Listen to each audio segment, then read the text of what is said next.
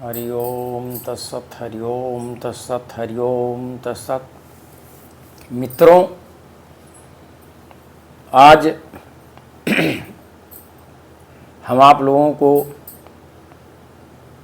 कुछ नई ऊर्जा देने का प्रयास करेंगे जिससे आपका उत्साहवर्धन हो और आप अच्छे तरीके से अपने कार्य को कर सकें। इसमें मनुष्य का जन्म बड़े भाग्य से मिला है और यह जन्म अच्छे कार्यों को करने के लिए बनाया गया है।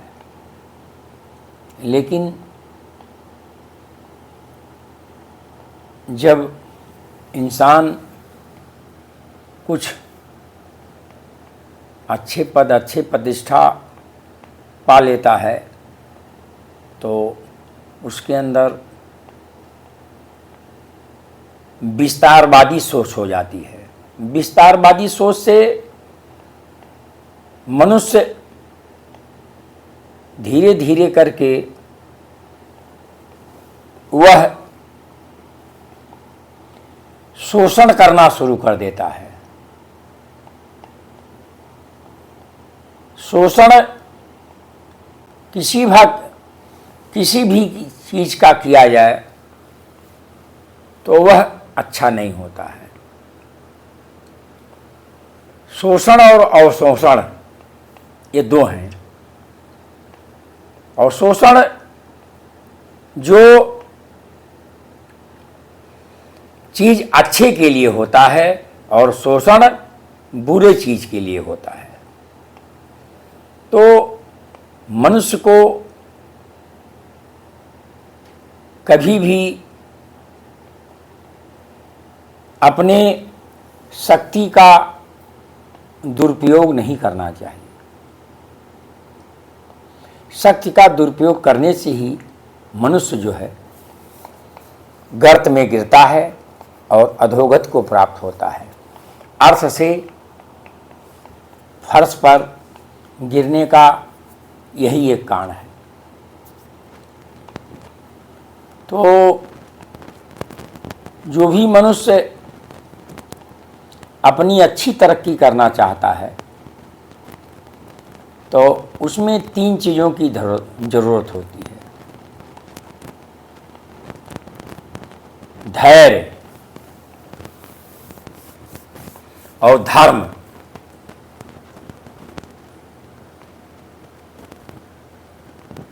और गुरु। तो गुरु का काम है कि आपको रास्ता बताता है और रास्ता बता के कहता है कि इसे धर्म के अनुसार करो और साथ साथ धैर्य भी रखो। क्योंकि हर मानव, हर मनुष्य, हर नर हर चीज के लिए नहीं आया है।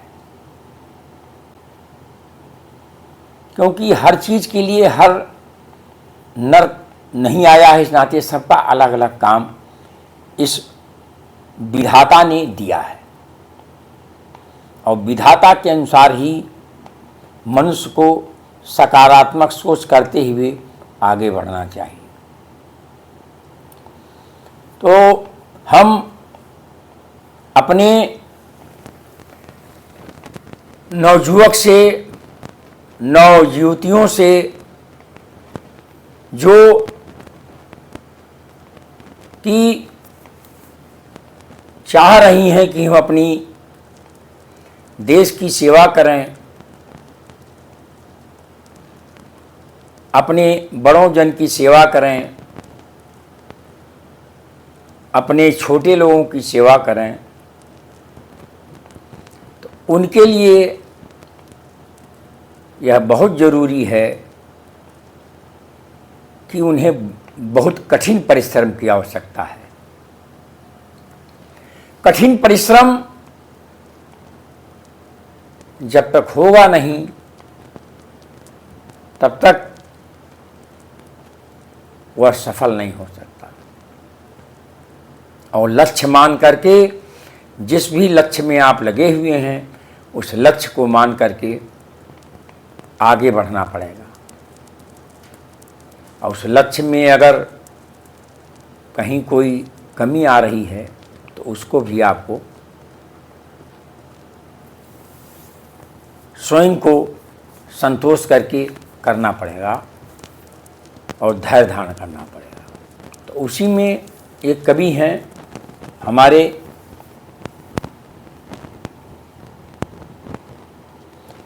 मैथिली शरण गुप्त जी, उन्होंने कुछ पंक्तियाँ लिखी हैं, उसको हम आपके सामने प्रस्तुत कर रहे हैं। अगर आप उसका अनुसरण करेंगे तो अवश्य अपने डिप्रेशन से और अपने दुख से बाहर आएंगे और उसमें आपको रास्ता पर जो पथ मिला है उस पर चलने में आपके मार्ग प्रशस्त होंगे। तो उन्होंने लिखा है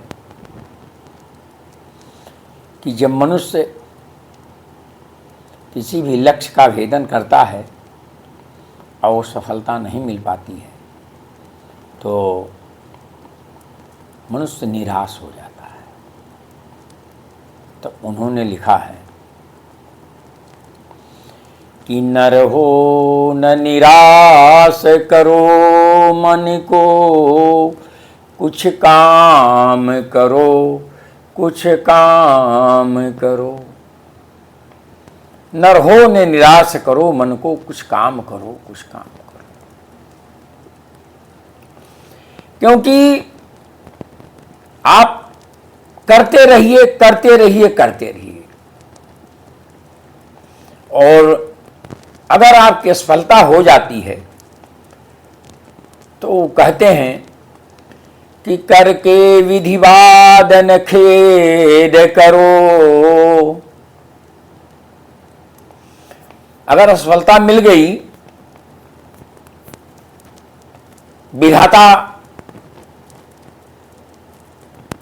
जो है आपके कर्मों में सफलता नहीं दिया तो उसमें दुख न मत करो।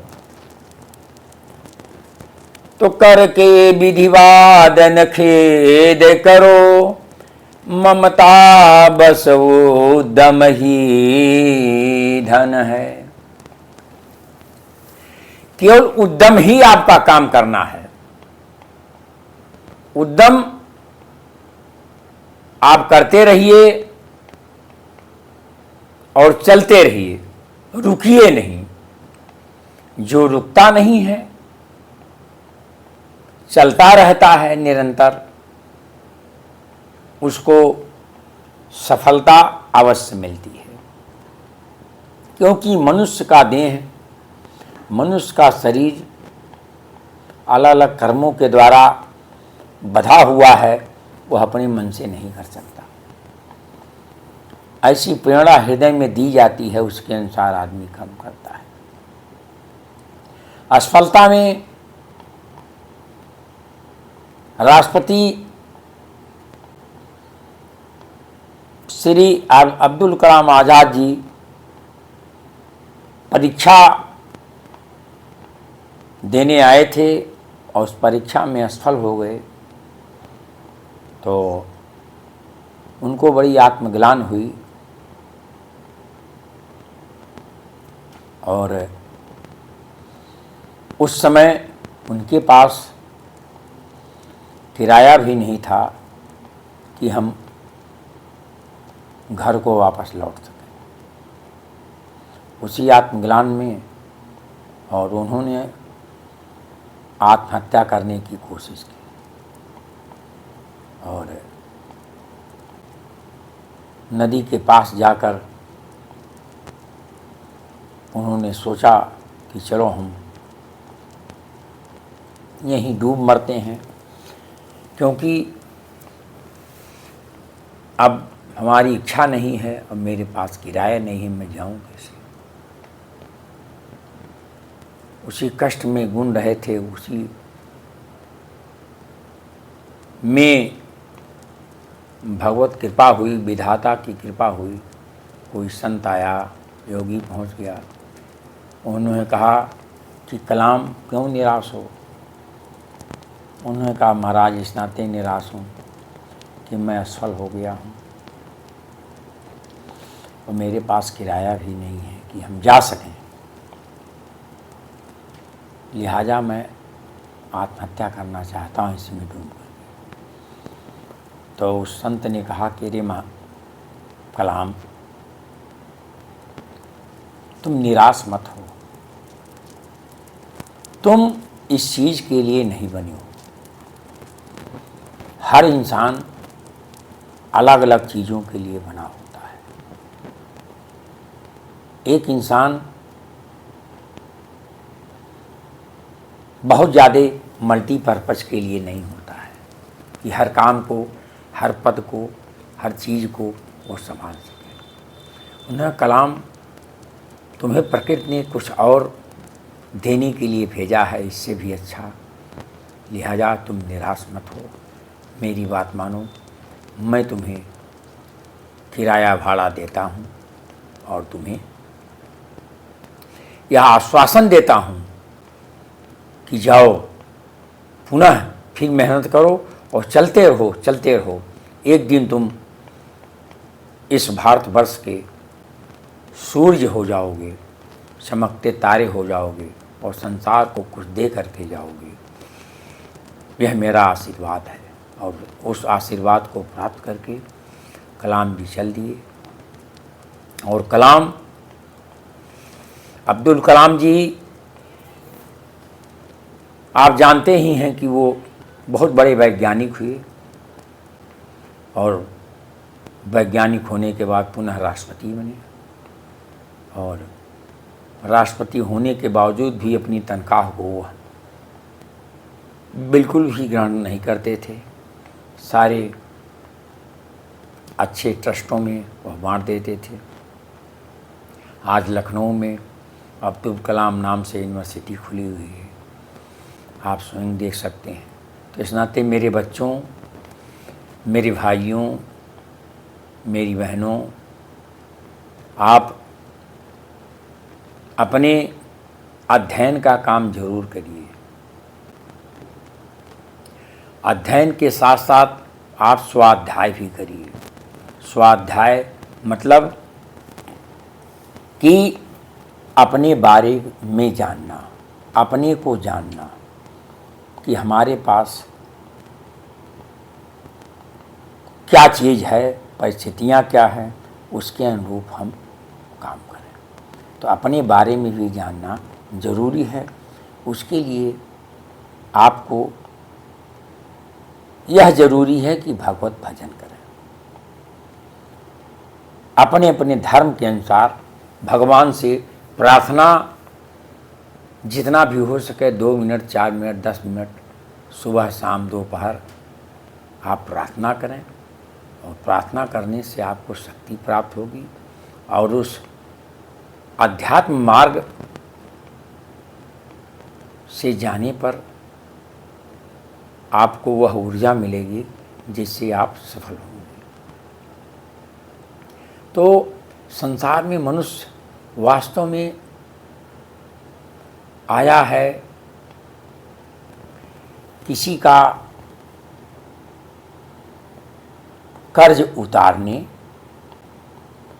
और किसी का कर्ज किसी का लेने, यानी कर्ज उतारना और चढ़ाना, यही दो इंसान के हैं। क्योंकि संसार में जिस सेवा के लिए जो आया है उस सेवा को उसे करना ही पड़ेगा, क्योंकि वो प्रकृति स्वयं करवाती है, आप स्वयं नहीं करते। लेकिन उस सेवा में आपके अंदर क्या लालसा है, क्या इच्छा है, वह प्रकृति सब जानती है। लेकिन प्रकृति यह कहती है कि अच्छा मार्ग, अच्छा साधन करके तुम इस मानव की सेवा कर सकते हो, और बहुत सारे लोग करते हैं। संसार में जीने का हर आदमी का अलग अलग स्तर है। किसी का स्तर अलग है, किसी का स्तर अलग है, लेकिन वह मनुष्य है। क्योंकि मनुष्य बड़ा छोटा नहीं होता है। धन कमाने से कोई बड़ा नहीं हो जाता है। धन का स्तर ऊंचा उठ जाता है, बड़ा नहीं होता है। बड़ा उसका बड़प्पन होता है, सामाजिक सेवा होता है, उससे वह तरक्की करता है।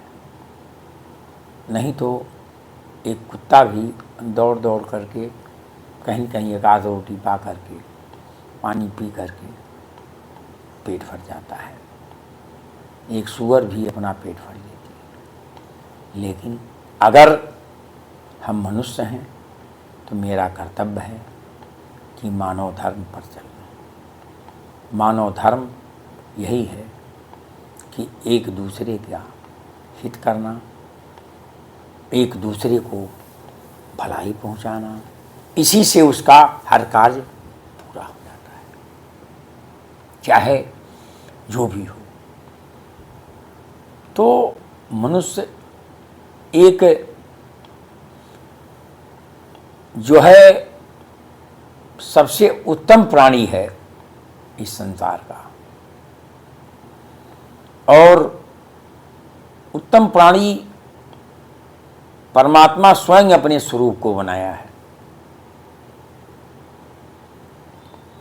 क्योंकि परमात्मा हमारे ही जैसा है स्वरूप उसका। जैसे हम हैं वैसे परमात्मा का स्वरूप है। निराकार रूप में वह कण कण में बसा हुआ है। ऐसा कोई जगह नहीं है जहाँ परमात्मा की दृष्टि, परमात्मा का प्रकाश न हो। और परमात्मा के रूप में सूर्य और चंद्रमा, ये दोनों आपको साक्षात दिखाई दे रहे हैं, जो सब पर प्रकाश करता है। तो सबकर परम प्रकाशक है वो, एक ही का नहीं है। तो लिहाजा इस चीज़ को समझना चाहिए और आध्यात्मिक ज्ञान में, भगवान के भजन में ध्यान लगाना चाहिए। क्योंकि ये 5 तत्व ही ऐसे हैं जो आपके बने हैं, इसी से शरीर का निर्माण हुआ है कि शीत जल पावक गगन समीरा और पंच रचित यह अधम शरीर। यह शरीर अधम है और यह एक दिन इसे मिट्टी में मिल जाना है, ये सभी लोग जानते हैं। एक दिन यह नाशवान है, एक दिन नाश हो जाएगा। लेकिन जो इसमें परमपिता परमात्मा बैठा है और पूरे रोम रोम में संचार कर रहा है,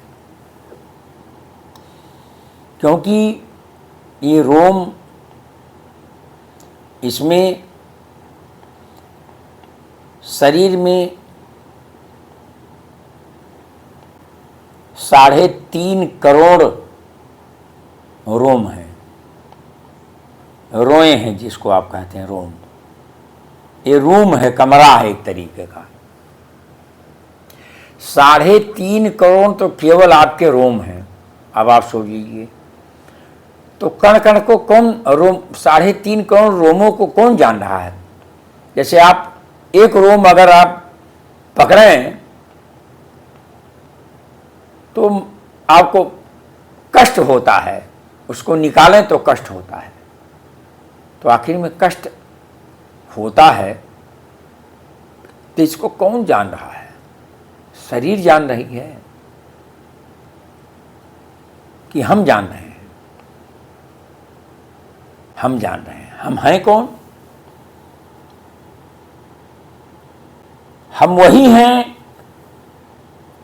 जो परमात्मा का अंश है, चेतन है। क्योंकि भगवान तुलसीदास जी ने लिखा है कि ईश्वर अंश जीव अविनाशी। जीव क्या है? ये अविनाशी है, कभी भी इसका विनाश नहीं होता। आपके शरीर में जो श्वास चल रहा है, श्वास चल रहे हैं, आ रहे हैं और जा रहे हैं, यही श्वास ही प्रभु का एक स्वरूप है। और इसी में जीव भी समाहित है। जैसे कि मशीन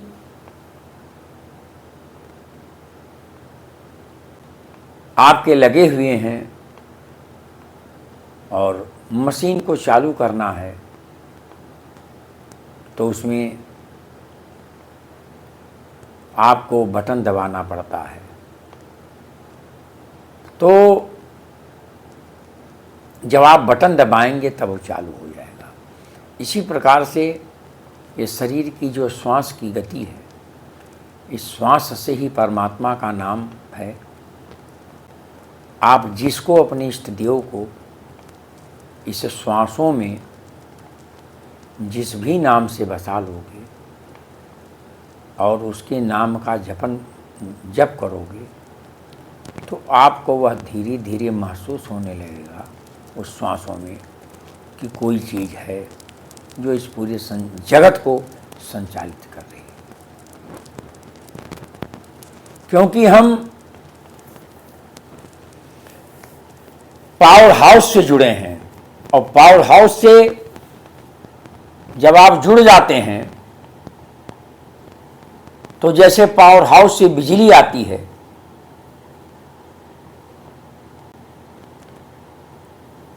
लेकिन दिखाई नहीं देती, ऊर्जा है वो। लेकिन उसके लिए हम तरह तरह की मशीनें लगाए हैं जो चलाने का काम करते हैं और हमें जानकारी है, तार को जोड़ दिया गया है और बटन दबाया, चालू हो गया। उसी प्रकार से शरीर का सिस्टम है। शरीर के सिस्टम को इसमें तरह तरह की चीज़ें लगी हुई हैं। तो अपने शरीर के सिस्टम को जब तक हमें जानकारी नहीं हुई तो मेरा जीवन व्यर्थ हो जाता है। तो श्वासों की गति ही मनुष्य की गति है। जैसे हम श्वास ले रहे हैं, सांस आ रहा है, सांस जा रहा है।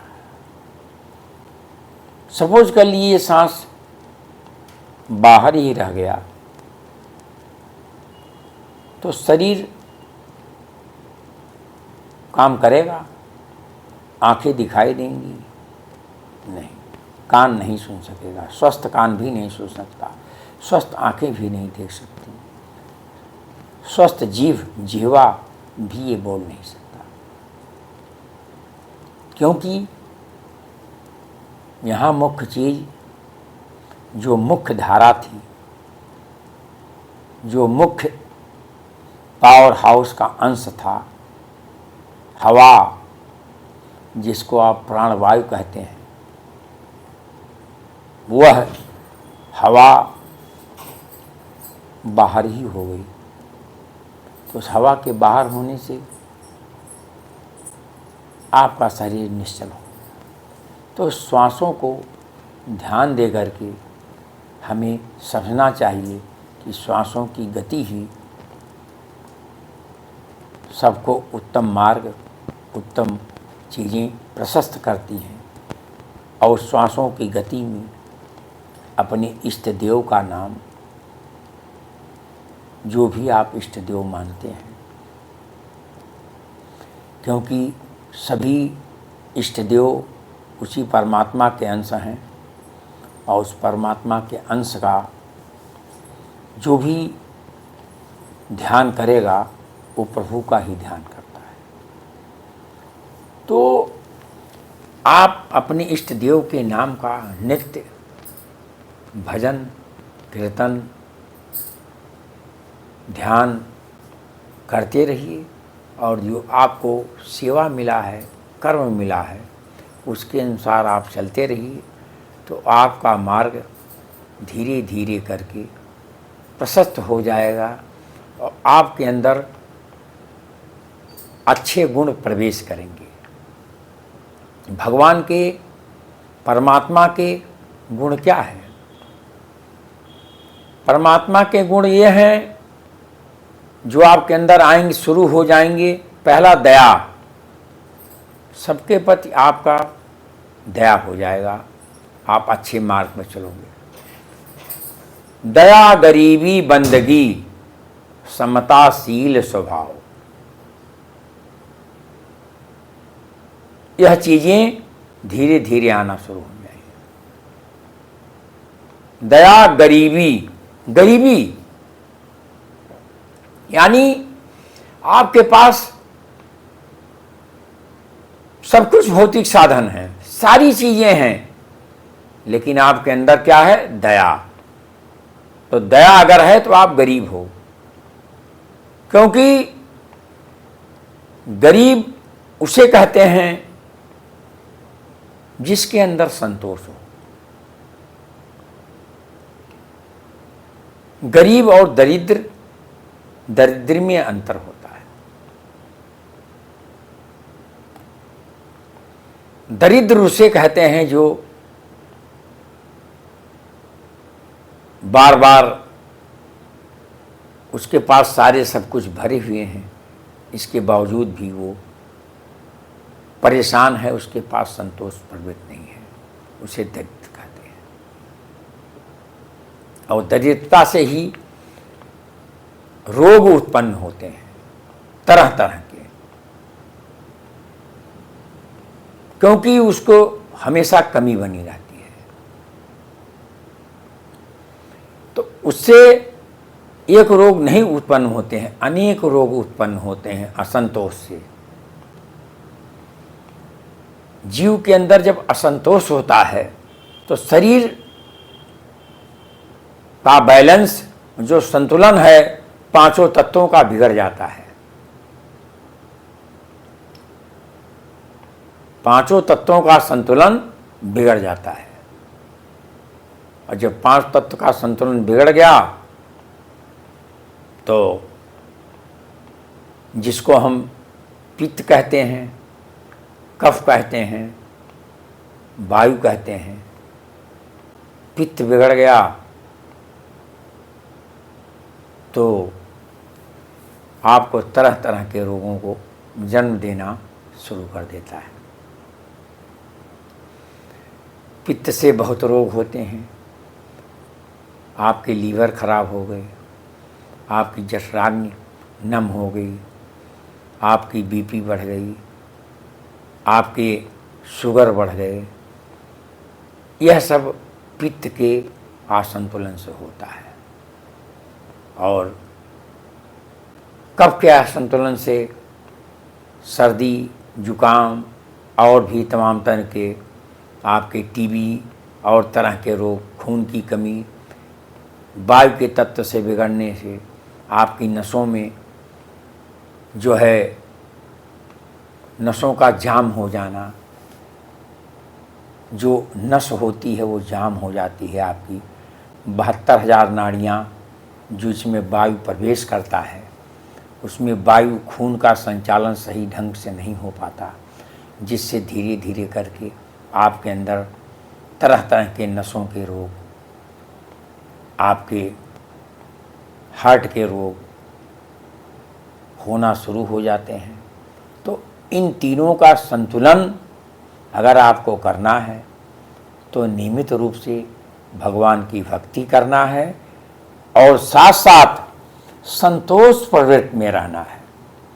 संतोष प्रवृत्ति से आदमी का जीवन हमेशा सफल होता है। भगवान तुलसीदास जी ने लिखा भी है कि 8वां यथा लाभ संतोषा और सपने नहीं देखें परदोषा। आप स्वयं की बुराई देखिए, दूसरे का परदोष, दूसरे का दोष देखने की आवश्यकता नहीं है। आप स्वयं में अपने आप को समीक्षा करिए और यह देखिए कि हम क्या हैं, और अपने को प्रकाशित करेंगे तो आपके प्रकाश से और भी लोग प्रकाशित होंगे। तो इसी में रहना चाहिए, इससे जीवन आदमी का सफल हो जाता है। और भी बहुत सी बातें हैं जो मनुष्य नहीं कर सकता, बातें बहुत हैं, फिर हम आपको अगली कड़ी में बताएंगे। और इसी के साथ हम आपसे अपेक्षा करते हैं कि आप इसको सुनें और ध्यान करें और मनन करें, जिससे आप सुख और समृद्धि और देश की अच्छी सेवा करें, जिससे कि ये देश हमारा, ये घर हमारा सब सुखी हो और तरक्की पर पहुँचे। हम अपने नवयुवक और नवयुवतियों से यही आशा करते हैं कि वह अपने धर्मानुसार कठिन परिश्रम करके और तरक्की करें और देश की सेवा करें। और माता पिता से हम यह निवेदन करते हैं उनके कि उनके माता पिता, जो माता पिता हैं, आप अपने बच्चों का इस तरीके से ख्याल करें कि बच्चा मेरा किस तरफ जाना चाहता है, उसकी रुझान कहाँ है, कैसे क्या है। ज़बरदस्ती उनके ऊपर किसी विषय को थोप करके ज़बरदस्ती ना करें, क्योंकि उनके ज्ञान की आकलन सारी चीज़ों के करके ही उनसे उसको जो है प्रेरणा दें और उत्साहवर्धन करें।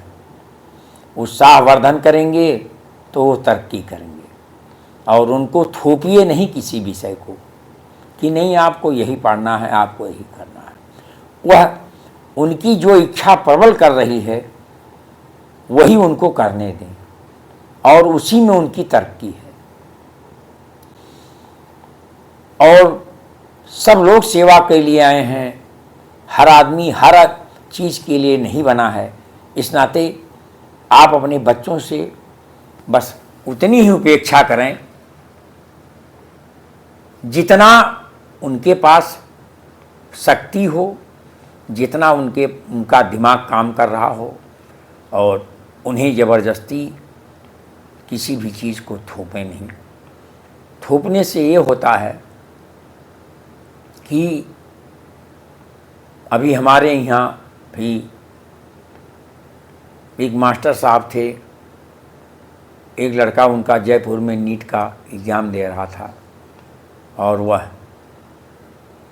सफल नहीं हुआ, और अपनी डर उनको इतने अपने पिता से था कि उसने वहीं आत्महत्या कर ली। तो इस प्रकार की घटनाएं बहुत ज़्यादा हो रही हैं, आत्महत्या की घटनाएं बच्चों में, क्योंकि बच्चे का स्तर, जो चेतना स्तर है, वहाँ तक नहीं है, और माता पिता अपनी चेतना स्तर को भी नहीं समझ रहे हैं कि हमारा बच्चा का चेतना स्तर क्या है, और उसको ज़बरदस्ती उसमें भेज रहे हैं।